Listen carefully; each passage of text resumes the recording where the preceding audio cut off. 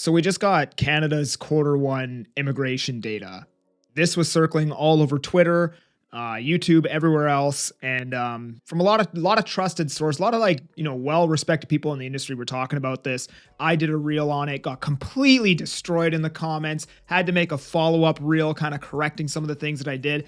And the data for this kind of stuff is very confusing. They make it very hard to understand, right? Like they said that, Canada brought in 817,000 new immigrants, right? Which they didn't. But if you want to find out how many people actually came to Canada, I looked for hours. I couldn't find this data anywhere, but I'm going to show you what exactly is happening. Okay. So basically this article says the latest federal immigration data shows that Canada welcomed more than 817,000 newcomers in the first 4 months of 2025, which they didn't because some of these people are already living here, right? So they said between January and April 2025, 132,000 people were granted permanent residency, some of which would already be on work permit.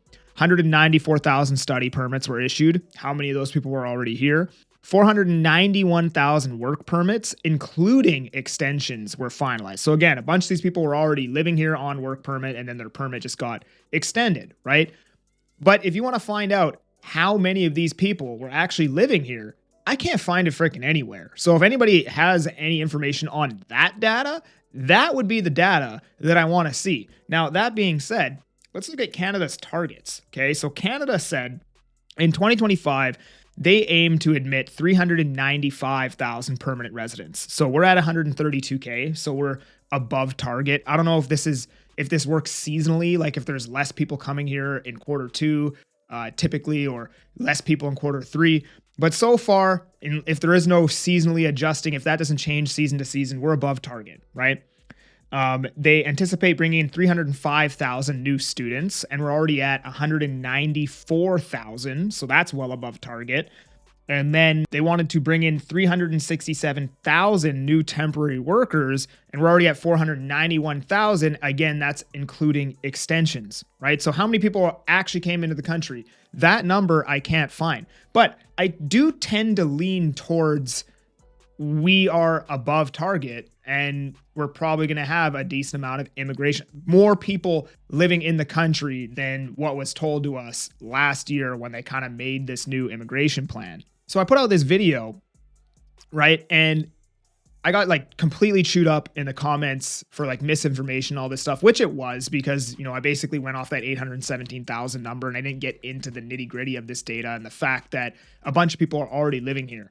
But the point I was making remains the same, which is that if immigration stays even at, historical norms, which it looks like we might be above, it's going to put upward pressure on home prices in the long term because we have rents probably won't be too affected because we're building a lot of rental housing right now, but actual home prices,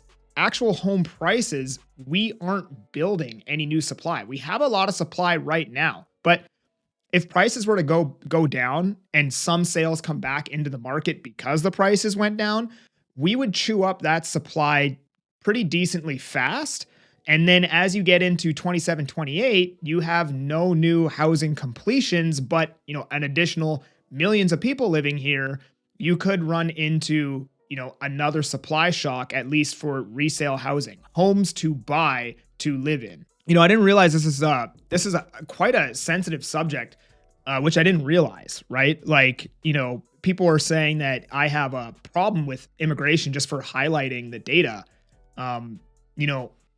I'm a second generation Canadian citizen. My dad immigrated from Belfast, Ireland.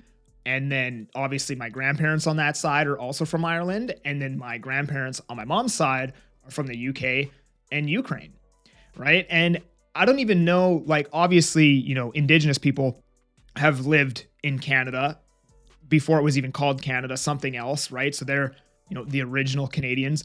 But other than that, right? If somebody asks me, hey, what are you? I don't tell them I'm Canadian. I'm Irish, right?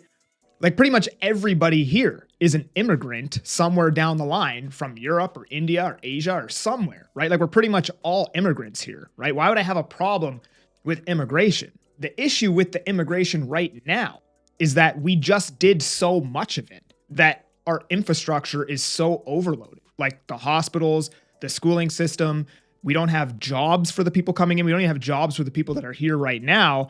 And then we're bringing in a bunch more people to a system that's already overloaded as it stands. I don't have a problem with the immigration itself, right? It's just the time frame that we're doing it at is going to cause problems for everybody, including the immigrants that are coming here now and everybody who already lives here. Now, that being said, that 817,000 number, I don't know what that's actually going to be, net people living here, right? If it's like 80,000 people, then you know what? That's kind of in line with what they're telling us. But if it ends up being 400,000 people, we're probably going to have a lot of problems in the future because of that. And they make it so confusing to actually try and decipher this data and see what's going on. But maybe I'm just stupid and don't know. And if you do, I would love it if you corrected me in the comments, because I spent hours looking for the actual data of how many people net did Canada gain in Q1. But there's the most recent update. If you enjoyed this video, please like and subscribe. Otherwise, if you want to chat with me about buying or selling in the Fraser Valley, there's a link down in the description. I'm that Agent Kelly. I'm making moves to move you. Peace.